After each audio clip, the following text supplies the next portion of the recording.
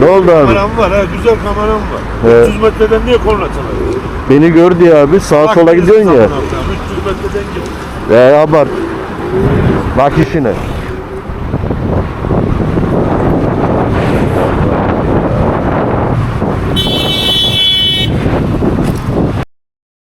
Ne istiyorsun ya? Ne oldu? Ne istiyorsun?